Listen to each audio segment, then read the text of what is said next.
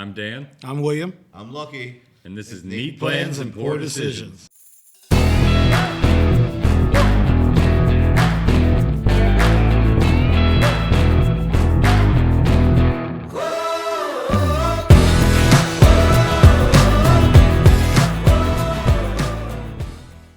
All right, welcome back. This is going to be episode 2 of Neat Plans and Poor Decisions. I'm Daniel Leader, here again with William Francis, Locky Cans, and we're going to drink some whiskey today. That's what we like to do, and that's what this is all about. Today's bottle for episode 2, we're going with one of the newer ones to market here. We've got the E.H. Taylor Barrel Proof batch number 13. This one comes in at 127.3 proof. I know in the past, both William and I have enjoyed some of these expressions, specifically batch 3 and 9. William's also, I remember, a fan of batch 5. I think that's the other one I really like. 7, too. And 7, yeah. I personally have not met an E.H. Taylor small batch or any kind of E.H. Taylor product that I really I think across the board this is a really enjoyable line. It's one I look forward to every year getting released. And, you know, we tasted this about a week ago for the first time we cracked this bottle, and I didn't think it disappointed. I think it stayed right in its lane for what it is, and might have been better than the last couple, but let's just dive on in and see where we're at. See if I can do it without spilling this week. So I might as well drive into a tiny bit of the history of Colonel E.H. Taylor, which I actually happen to have a little bit of a specialty in, given that I work for the distillery I work for, and we distill inside of his original, or his 5th and final magnum opus distillery. That was the old Taylor Distilling Company. Taylor, of course, was a very interesting individual. He co-founded Buffalo Trace along with George C. Stagg in 1862. Their partnership lasted 9 years together until, unfortunately, they began to hate each other to the point where they built a brick wall between their offices so they didn't have to look and talk to each other and things like that. He went on to found 5 different distilleries over the course of his lifetime. So this is just a tiny little bit of background for anybody who may not know who E.H. Taylor was and what his role in whiskey was and things like that. But he eventually built the Old Taylor Distillery about 1887 through to about 1895 or so, and produced Old Taylor whiskey out of there until his death in 1923. All right. Yeah. That's tour guide quality information. Yeah, seriously. It's right off the cuff, too. I love that. You know, I was just going to say, this is distilled at Sazerac, but here we go. This guy's got the whole history over here. So I'll dig it. It's like I might have said it a few hundred times prior to this point in time. Well, cheers, gentlemen. Cheers. Here we go. Again, starting with the color. I'm not mad at this. It's not near as dark as what we reviewed on episode 1, but, this one's also not a 20-year product. This one does not have an age statement, but we do know it's one of the few barrel strength products that you can get your hands on coming out of the Sazerac distillery over there at Buffalo Trace. So, Yeah, I think it's rumored that it's 6 to 8 years old, potentially. Okay. Oof. The nose is...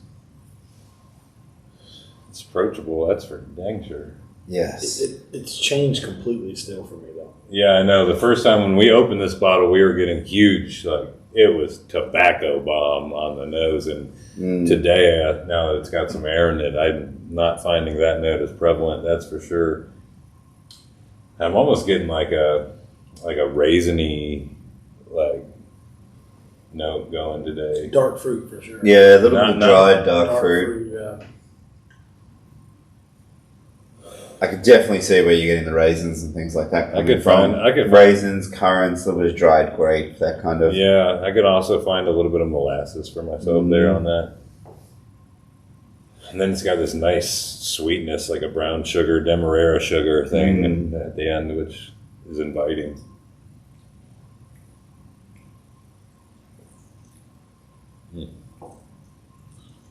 Ooh. It is nice and sweet on that front Oh, palate. yes, that front palate is incredibly sweet. Good mouthfeel, too. Mm-hmm. It's so much better than all of the recent releases of this product. I'll agree with you. Since batch 9, the last couple, 10, 11, 12, they were good, but they fell a little short of what I wanted them to be after how good batch 9 was, and this is a step back up, I think.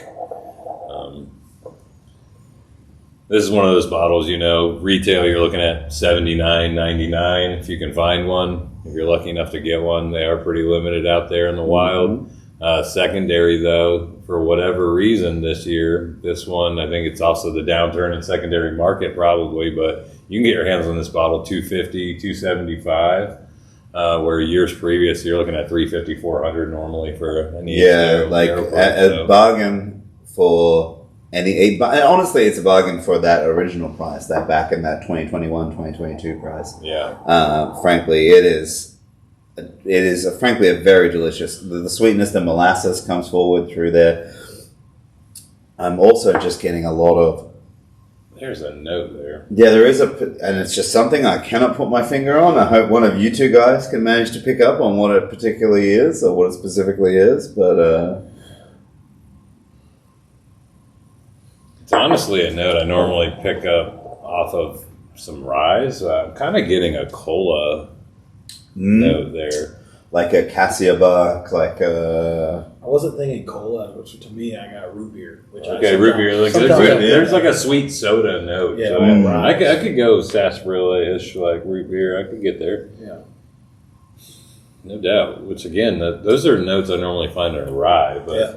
And then the finish coming off very, to me, caramel. Very, very, like just that heavy cooked sugar sweetness to it and things like that. But very soft, very, not full. We're not talking full grandma's Perthwerther original or anything along those lines, but still like a toffee or a caramel, like a soft toffee. As it fades on my palate, I definitely am going into those darker sugar notes. Mm-hmm. On the front of my palate, when I tasted this earlier, because I tasted it before we started, but also now I'm kind of re-getting that. There's like this artificial vanilla, like I get if I like rip open a packet of vanilla Jello pudding, like I'm finding that note. Like I can smell it and taste it.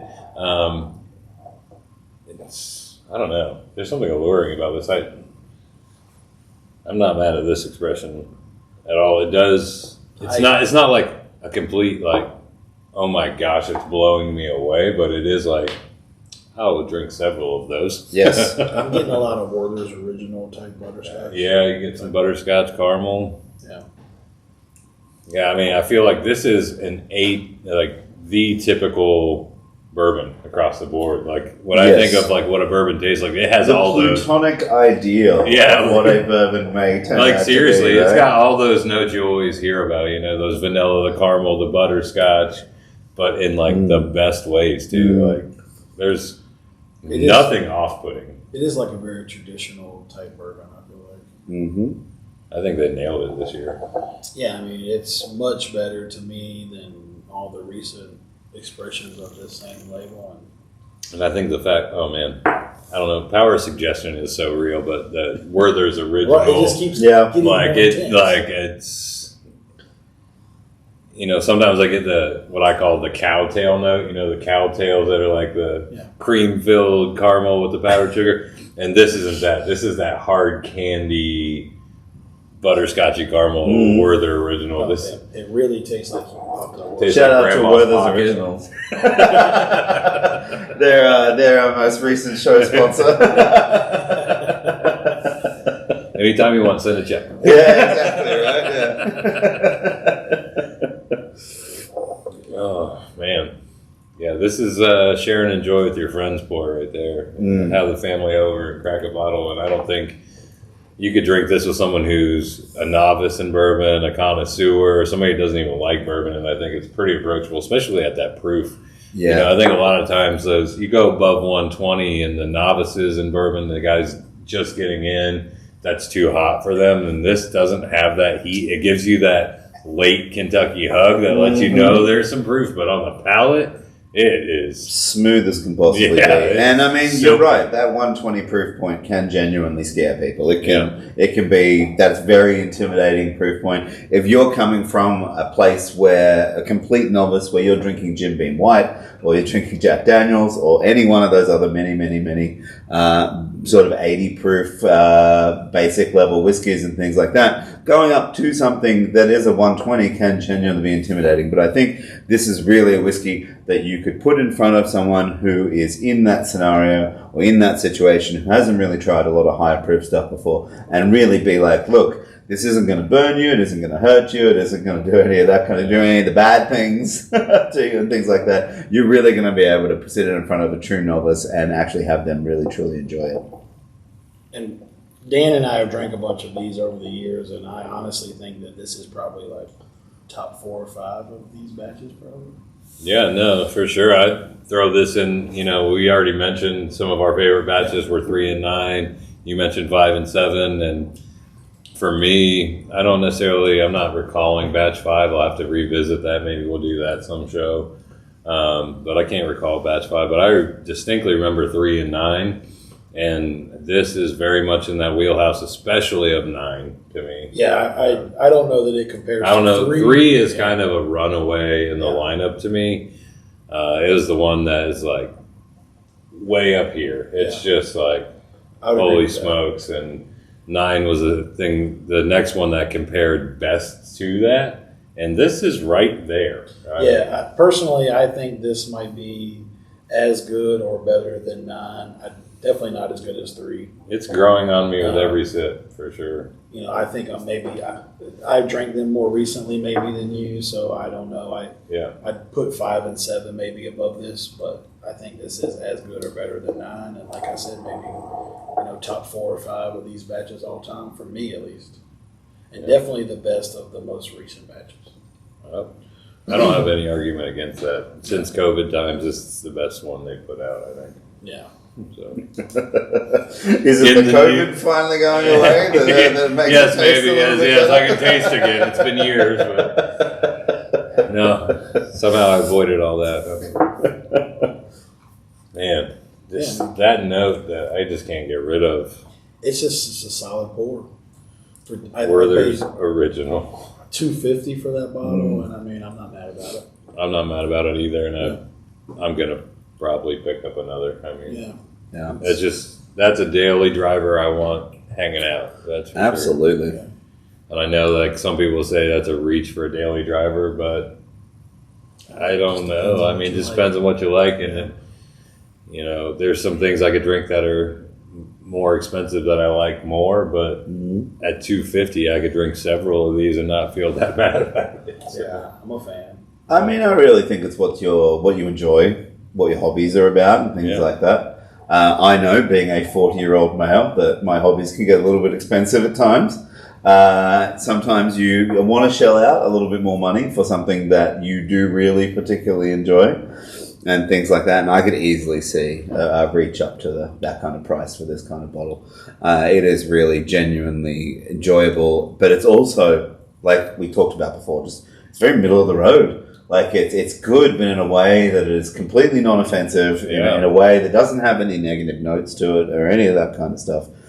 And daily driver, maybe for me, a little bit of a scooch over on the price level and things like that. But I could definitely see myself enjoying this on a very regular basis. And again, like, we're not keeping an active scorecard necessarily or whatever, but if I were to give this a score, I mean, this is going to be well above an 8 to me. I don't think it's like 9 range, but it's well above an 8 and something I want to revisit. So, but then if you're lucky enough to grab it for retail, then it's a definite. It's a home run. If you can get this for $79.99, you killed it. You're not going to beat that whiskey this year for that price. If you're lucky or unlucky enough to be in an ABC control board state or something along those lines, where you do actually have the opportunity to pick it up for MSRP, get in line and get it if you can. Get in line and get there early. Get yourself a bottle. Even if you're not in an MSRP state and you see it somewhere between that $79.99 mark, you get it for $150 bucks. or like, $150. snag it, man. That's a good one to me. Yeah. I don't know that I got a lot to add, but No, I've paid a lot more for things I liked a lot less. yeah, absolutely. That's a great way to put it. Yeah. That's the truth. Yeah. So, Yeah. well, good pour. Yeah. Thanks, Azrak. Killed this one, I think. Now it's time for Sample Roulette. We got 10 spots on the wheel, 10 random samples that are blind, and we're going to drink some blind whiskey. Let's go. We might get punished, we might not. And again, we encourage you out there. We're going to drop a link to a place you can send us some of your samples. Feel free to punish us. Feel free to send us your favorite. Send us something that you thought was really unique and you'd like to see on the wheel. And we'll see where we go. But this week, again, I've got some samples that we hand selected, but they are labeled blind, and the only one in the room who knows is Danielle, who's behind the camera. So let's see what we end up on.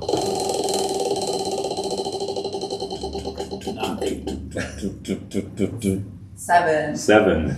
All right. All right, lucky number 7. Lucky number 7. Let's go. Roll the dice here. I'll save a little bit of that E.H. Taylor afterwards, just in case here. I will say, out of the sample stack that we could have here, I know probably 6 of them are things I want to drink, and 4 are wild cards. So we'll see what number 7 ends up. All right, so let's dive on in here. Again, if you want to switch to get a little color check on this guy, Wow. it is darker than I was expecting. So this is a good sign. It smells so good. Oh man! Okay, the wheel was kind. I don't know what we're drinking, but the wheel was. I have an kind idea. today. Ooh. Oh baby! Yeah, it's like wow. Yeah. This is far exceeding the roulette sample.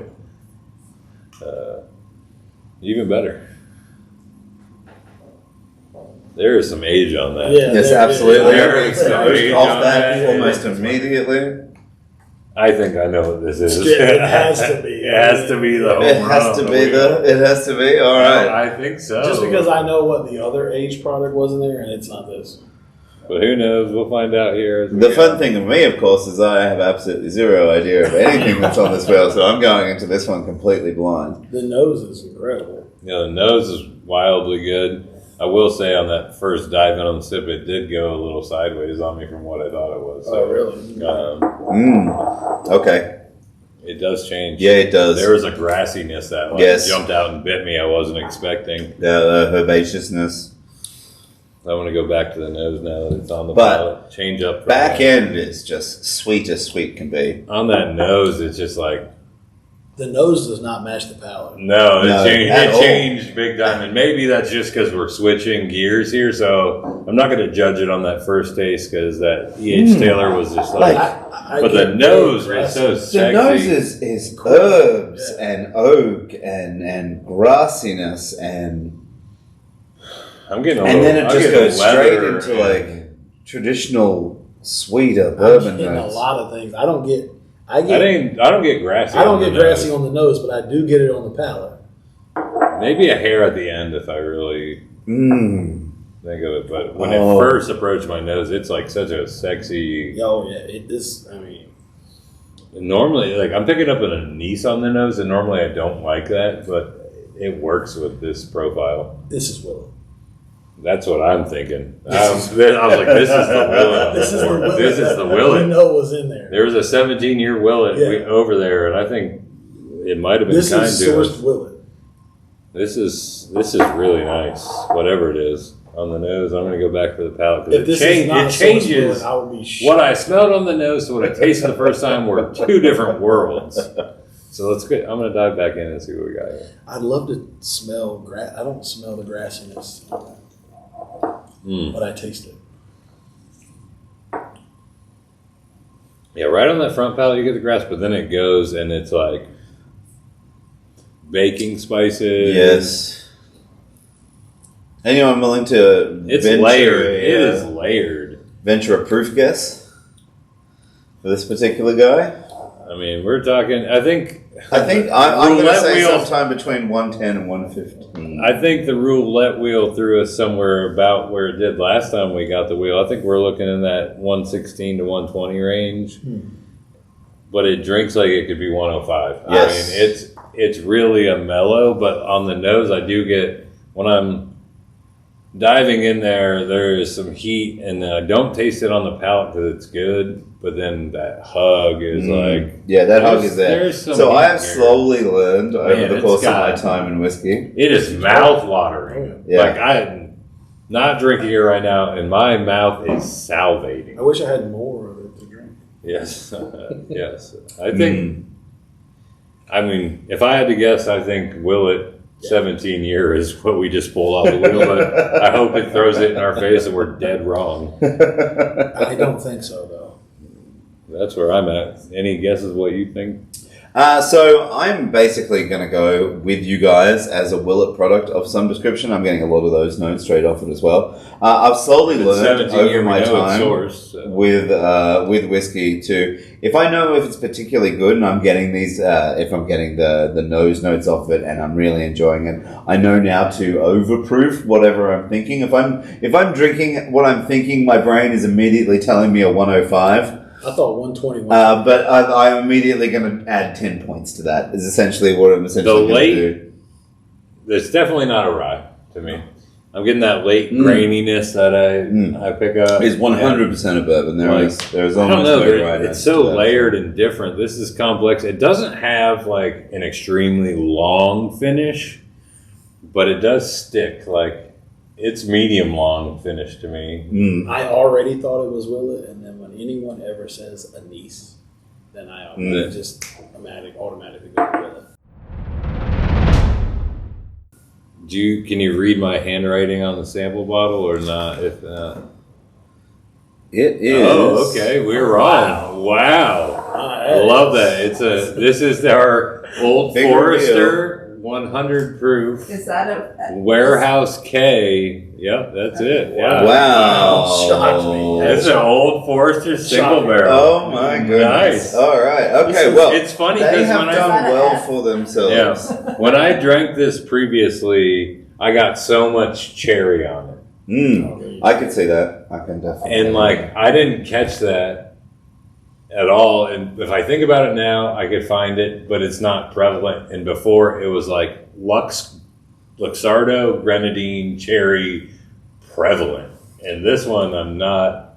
It also said Warehouse K, so that's. Warehouse K is a special place for me. I mean, there's nothing wrong with the Old Forester Warehouse K. That's where a lot of my favorite pours from Old Forester come out of. Yeah. Brown Foreman crushes it. And there's a couple warehouses there. K and G for me are special. Now I see why people seek these out sometimes over the barrel proofs. Yeah, no, and I love that this just happened. I mean, we thought this is 17-year product. This is probably 5 to 8 year product. Yeah. And it drinks way above its proof, even though it's not hot. I only thought it was above that proof because of how flavorful it is. Right? Like, again, and I'm here talking these bottles, I mean, you can find at retail, these bottles are $59.99. That's what I thought, $59.99. $59.99, and, you know, the blue label of Forester single barrels that are out there are around $100, and some of them are wildly good, some of them are okay, but none of them are bad. Like, I love the Old Forester single barrel picks all the way around, but the black labels, I think, are some of the most underrated products on the market, period. Didn't they quit putting these out for a while? They did, but they're back. They're back. You can pick. Now when you get an Old Forester pick, you have to decide before you find out anything about the barrels. A month ahead of time, you have to let Old Forester know if you want the 100 proof or if you're going to keep it at single barrel, and that determines what barrels they send you, which is interesting to me. Yeah. But I've told a couple guys that came into the bar recently that had picks coming up. They're like, what do I do? I was like, for my money, I'm taking the black label 100 proof because I know I'm going to get more bottles. And if they happen to roll me out a Warehouse K or G, this is This is Shit, I've had an L recently that was amazing. Like, you just don't know. I mean, they're really good, and this way outdrinks its profile. It definitely doesn't drink like 100 proof bourbon. No, the flavor. A lot of flavor. I mean, we just drank that E.H. Taylor barrel proof that we loved, and I might like this better. I might like this better. I really, if I drank them blind back to back, I'm not sure which one I'd pick. It's that good. I'm actually going to go immediately back to because we can. We're lucky enough. I'm going to immediately go back to the nose is better on the E.H. Taylor. The nose is better. Yeah, no, I'm not going to. This smell better. I'm not going to go out wildly and. I think though. Say that, so if I'm going to score, like I said, this is well above an 8 on the E.H. Taylor earlier. This is definitely above an 8 on that other one to me too. I mean, I think I would still take the barrel proof over this after retasting them side by side, but the difference is not like crazy. No, it is not. We're not talking about like a 2 point out of 10 scale difference. No, and on secondary market on these Old Foresters, you're looking at, you can get these for $100. I also think with the Old Foresters, yes, the warehouse absolutely matters and things like that, but it also totally depends on who's picking it, because quite often with these black label, the 100 proof picks and blue label single barrel picks and things like that, you can get some very wild differences. So I wouldn't necessarily suggest that every liquor store that you walk into, wherever you happen to be from, is going to pick the most amazing bottle out of those ones. But there are some absolutely reliable pickers and things like that. But to that, I will say, if I walk into a liquor store with $60 to $100 to spend, and I'm like, what do you got? And you have an Old Forester black label pick, even if I don't know anything else about it, I'm probably picking that over any chauffeur in that range. Yeah, absolutely. I'm not saying it's going to be a home run every time, but I've had enough home runs in that line that I'm probably taking a flyer, personally. Right. Is this a new or an old one? Honestly, this sample was given to me as a pour, and I remember it's Warehouse K, it's Rick 3.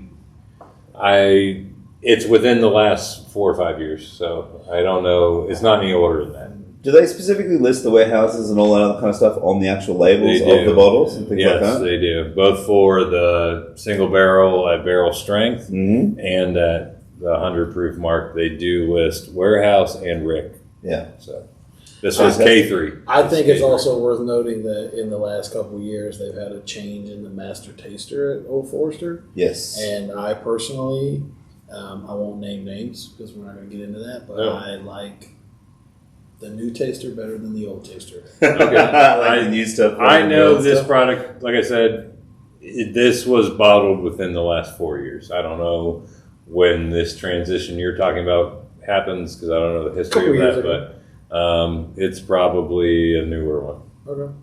I like it. It's a home run to me. I mean, you find this bottle, I wish I knew exactly which pick it was, and maybe on the next episode we can refresh and I can tell you. But I didn't write that information down on the Sample Roulette board, but yeah. Now that I know it's Old Forester, it has like some Old Forester notes to it. Yeah, I mean, it's like, okay. I ain't mad at it. At the end of the day, Old Willet could be sourced Brown Foreman, so. Yeah, I mean, it's not a crazy thing to say. It's younger than we thought, but it's damn delicious. Well, definitely. Thanks again for joining us, y'all. We appreciate you checking us out. Give us a like, give us a follow, whatever it is out there. And stay classy, bourbon drinkers. Cheers.